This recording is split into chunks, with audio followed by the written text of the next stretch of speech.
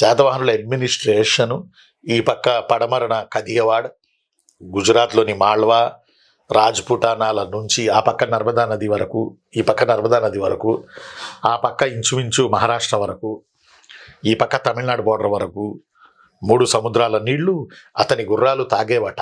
ఇతని గుర్రాలు గౌతమిపుత్ర శాతకర్ణి గుర్రాలు. అందువల్లే త్రిసముద్ర తోయా పీతావాహన అన్నారు గౌతమిపుత్ర శాతకర్ణిని. త్రిసముద్ర తోయా పీతావాహన అన్నారు గౌతమిపుత్ర శాతకర్ణిని. అక్కడతో ఆగారా?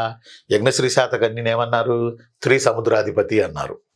యజ్ఞశ్రీ శాతకర్ణిని ఏమన్నారు? చిన్నులు త్రిసముద్రాధిపతి అన్నారు. బాణ మహర్షి లేదా బాణుడు త్రిసముద్రాధిపతి అన్నాడు. కాబట్టి ఒక రేంజ్లో వీళ్ళ రాజ్యం ఉంది. రైట్. ఇప్పుడు ఇక రెండవ ఇంపార్టెంట్ పాయింట్ ఏంటంటే వీళ్ళది పవర్ ఏంటి, రాజు పవర్ ఏంటి.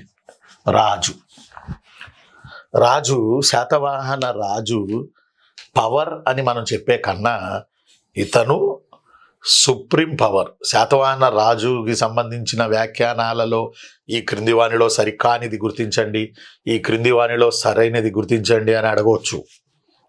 అందువల్ల నేను చెప్పేది ఏంటంటే రాజు బలోపేతుడు, మోస్ట్ పవర్ఫుల్ దెన్ చీఫ్ టైన్స్. అంటే సామంతుల కన్నా రాజు బలోపేతుడే. రాజు చెప్పిందే వేదం, రాజు చెప్పిందే చట్టం, రాజు చెప్పిందే తీర్పు, రాజు పరిపాలనే అంతిమం. ప్రశ్నించడానికి ఎవరికి హక్కు లేదు. కారణం శాతవాహన రాజులు వంశపారంపర్య పరిపాలన, 30 మంది రాజులు, 450 ఏళ్ళు. అందువల్ల రాజు మోస్ట్ పవర్ఫుల్.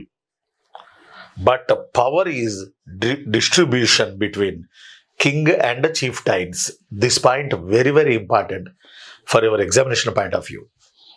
రాజు బలోపేతుడే, రాజు చట్టాధికారి, రాజు న్యాయాధికారి, రాజు సర్వాధికారి. ఇక గట్టిగా మీకు చెప్పాలంటే సర్వాధికారి కింగ్ అనేవాడు.